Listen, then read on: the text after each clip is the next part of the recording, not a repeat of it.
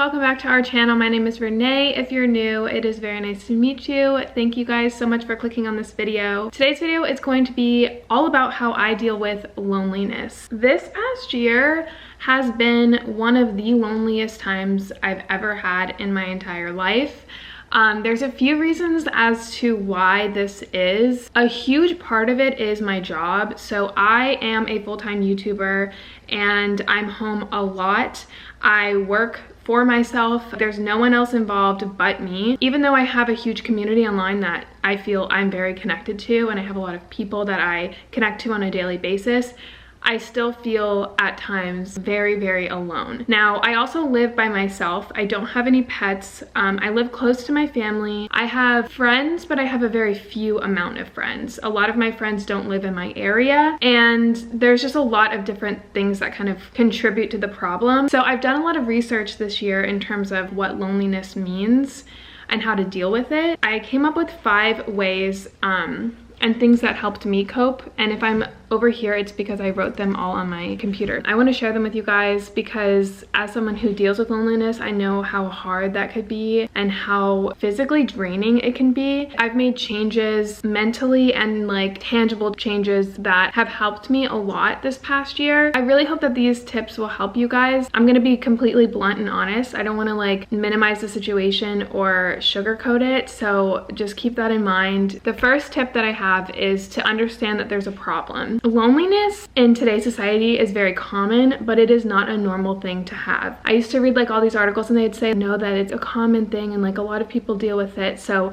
it's normal, but it's not normal. Like loneliness is a trigger in our mind that something is wrong. Loneliness literally can kill you. Listen to how crazy this is. Loneliness causes premature death by damaging the heart, is just as lethal as smoking 15 cigarettes per day. That's terrifying. So to sit there and tell society that loneliness is normal, there's also like some doctors trying to figure out a cure, like a pill for loneliness, and I'm like, that's not okay. Like that's literally our body telling us that something is wrong and we need to listen to it. Loneliness is also linked to Alzheimer's disease. It's a sickness. A lot of our problems, like human problems, are connected to loneliness. I read a book recently about therapy, and some of the most common therapy problems that people come into therapy with is grief, okay, a loss of someone, anxiety. Anxiety is a very isolating problem, depression, which again is a very isolating problem, trauma, addiction, and then relationships. And a lot of these stem from the feeling or the problem of connecting to other people or losing somebody and just being isolated. Another thing to keep in mind here is that we humans,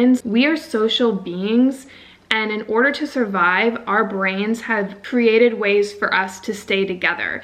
Because if we were ever alone, like back in the day, we would have not survived. When we are isolated for too long of a time period, our body signals loneliness so that we have to find a way to fix it and resolve it and connect to other people. Because if we were alone or isolated for too long, we would get sick and we would die. Loneliness is literally your body getting sick. They compare the craving of company in socially isolated individuals to hunger states that trigger the search for food. So your body is literally searching for connectiveness with other people. Like I said, it's common, but it's not normal. So the first step that I've realized is that something needs to change. Something's obviously wrong here. My body's trying to tell me something and I'm gonna fix it. Which takes me to step number 2, and that's to make a change. When we want something, it could be very uncomfortable. There's always going to be an excuse for everything. So it's gonna be uncomfortable, and the more uncomfortable this thing is for you to do, the more excuses that you'll find, and the stronger those excuses will be. We need to break through those excuses and learn that you're doing this for your health, your longevity, and overall happiness. So it's going to be uncomfortable a lot of the times to make these changes, especially if you're really shy, if you deal with other certain mental health problems like anxiety, if you have been in this lonely place for such a long time. It's just a really scary feeling to get out of that normal. And it's really sad too, because you almost feel like that loneliness is your normal, which you got to break through that. So don't have the victim mentality. If there's an excuse that comes to mind, break through it, and know that when you do that, that, that's when change starts to happen. I wrote down some things too that you can change. Changes that you can make for yourself is to get a job, because it is a community. It's part of like a feeling of self-worth. So I have my job, I have my full-time job, but again, I work from home, and working from home and working in a very isolated way this year has shown me how beneficial it is to be around people and get a job and have like that normalcy of a community, and I don't have that. And a huge change that I want to make this year is to get a job. I really do want to find a job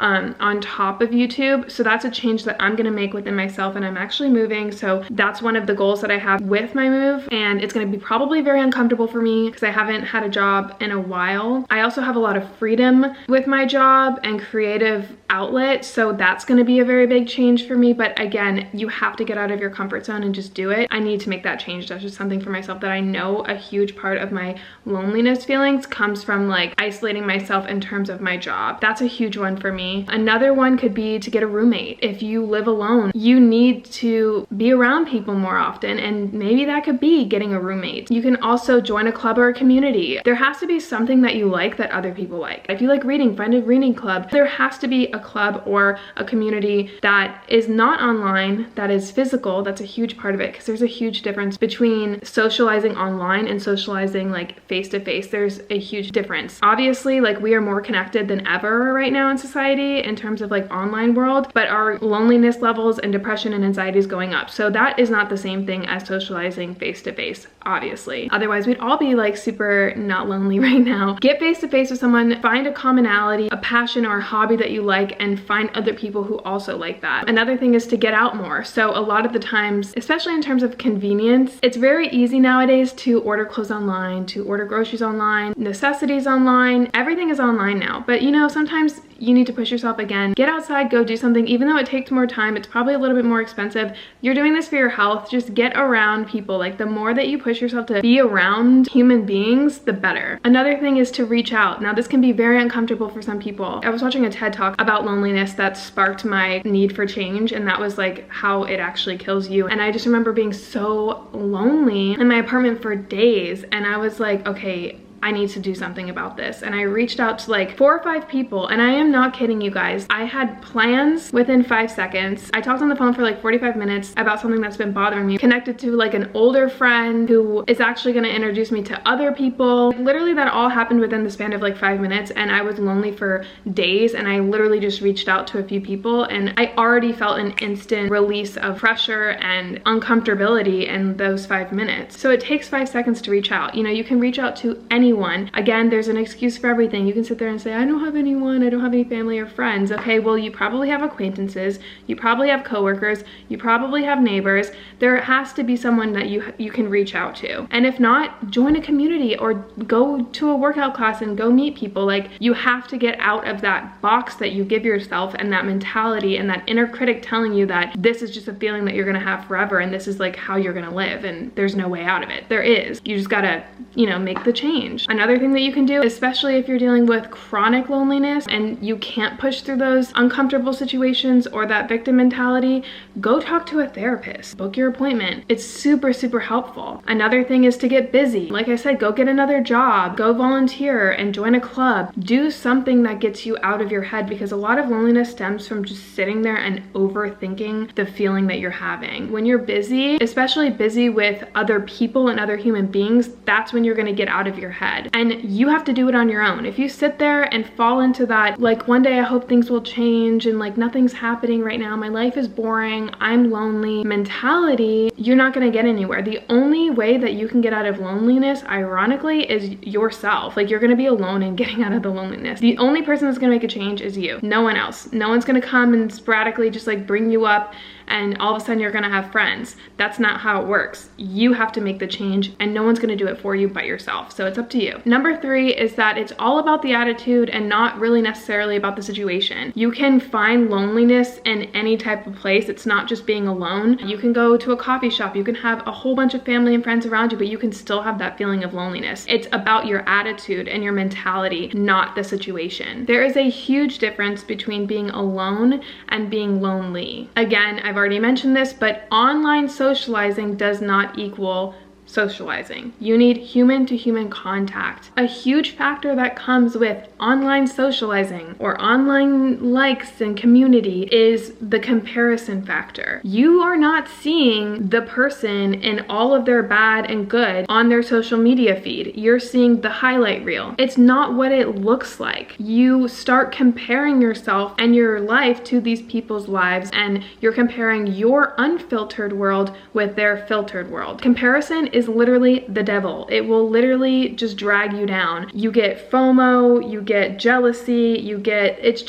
it's so bad. A good way to explain scrolling through people's feeds and getting those feelings is a comparison hangover. We've all had those times where we like go online and it literally like just changes our, like we could be really, really happy one moment and then the next we just think our lives are shit and we're just so down and like depressed, and it's because we're sitting there like comparing ourselves, and it's just causing that comparison hangover. It's a horrible, horrible feeling. Do not think of online socializing as a means of socializing. It is not socializing. Another thing that I recently learned is not to compare other relationships. When I have a relationship with someone, for example, like a friend, and something goes wrong, it triggers my other friendships and I bring my feelings and emotions from this friendship over into this friendship, which is so wrong because every person in every relationship is very unique and different. And you can't compare one friendship or relationship to another. It's just not gonna work out, and it's just gonna drag you down, and you're gonna bring your baggage from this relationship over to this relationship, and you're not going to be able to open up fully or connect to them on that level that you would have if you never had this other relationship. So go into each relationship not comparing to any other relationship. Keep in mind too that loneliness isn't going to be cured by how many people are in your life or how many friends that you have. It's not a popularity contest. It's how deep these connections are within your life. You can have a few friends and have like a very deep connection with them,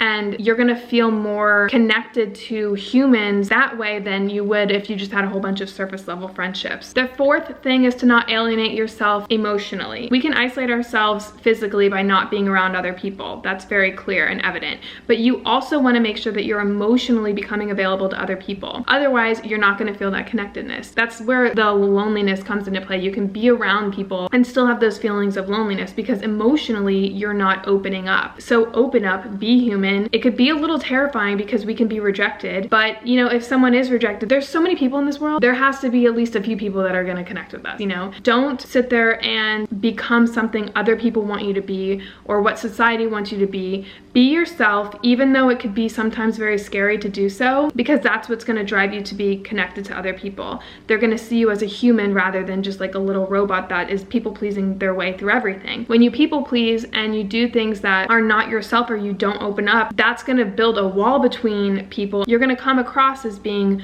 rude or not being able to dive deeper into who you are, and no one's going to connect with that. And if anything, they're going to probably isolate themselves from you because they're not feeling authenticity from you. You have to be open. Like, speak your mind. If you have an opinion, speak it. If you disagree with a certain thing that someone says, open up about it. And that's what's going to build and create a humanizing experience between you and the other person. And that's where a lot of huge, deeper friendships come from. I used to do that all the time, and people would just not approach me because I was unapproachable. I wasn't approaching them in a way that made them comfortable. It was a very surface level friendship, and I still have trouble with that, but I try my best to, you know, break through that and not be afraid to speak my mind and to be myself. Again, that probably stems from my past relationships or previous relationships where I was belittled for doing that or bullied for doing that, and you can't let one relationship decipher how you are going to be with all the other relationships that you have, because you're not gonna be able to connect with anyone. Not everyone's the same. Just because some people are mean and bullies doesn't mean everyone else is. And if they are, just like,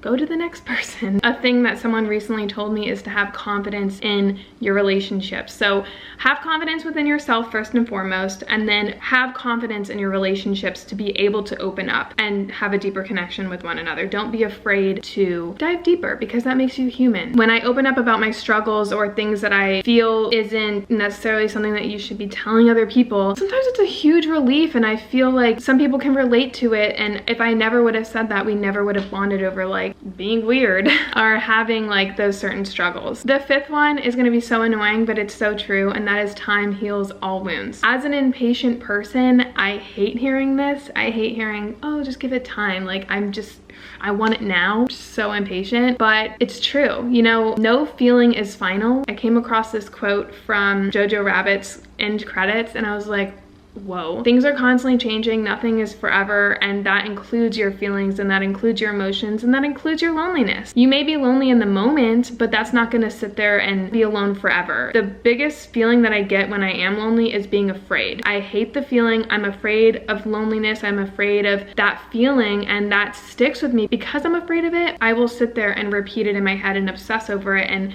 worry and fret over that feeling, and that just drags on to like more and more days. And you got to learn that everything is temporary, including your feelings. So when you are feeling lonely, that will change one day. You're gonna make a change. Just know that that feeling is not gonna last forever. Just like happiness doesn't last forever. Sadness doesn't last forever. Your emotions are there for a reason. We have these emotions for a reason. This is why we've survived as human beings for so long, is because these emotions have evolved to help us survive. So your emotions and your feelings, every single one of them, even anger and sadness, the ones that are not necessarily the happiest, all serve a purpose, and that purpose is to help you survive, not the opposite. A lot of the times, especially with negative emotions, we feel fearful of them, we repress them, we reject them, we feel guilty for having them, and that's not the case. They are trying to tell you something. So next time you have emotions, instead of sitting there and obsessing over it or trying to shove it down or feel guilty for it, understand, what is this trying to tell me and how can I fix this? Because it's there for a reason. They're trying to help you. So next time you have these feelings, just remember, like, probably 2 days ago or a month ago, you were probably dancing around in your apartment, you were probably with a whole group of friends, and you were having the time of your life, and right now it's just temporary. So something to also keep in mind while I'm editing this that just came to me is that if you have that victim mentality or that inner critic in your head saying, I've never had good times, I don't know what it feels like, or you have nothing to compare it to, the fact that you are feeling this way is proof and evidence that you have had really good times, because now you know what the lack of happy times is, and that's what's getting you in this state. So that's another victim mentality if you sit there and say, I've never had happy times, because if you are upset, you're obviously upset because of lack of happiness. It's the opposite, which means you've had happy times. So just hold on to that. Just keep that in mind, and it helps relieve the feeling and not sit there and obsess over it and make it drag on longer than it needs to drag on. It'll help you kind of overcome and deal with the emotion quicker than just sitting there and harping over it. Those are my 5 loneliness tips. Seriously guys, I really hope that this helped you. These tips have really helped me. Give this video a like if you did get something from it. If you guys have any tips of your own, pop them in the comments. I would love to learn a little bit more about it. Thank you so much for watching, and I'll see you guys all in a future video. Bye guys. Life is a winding road, no telling where it goes.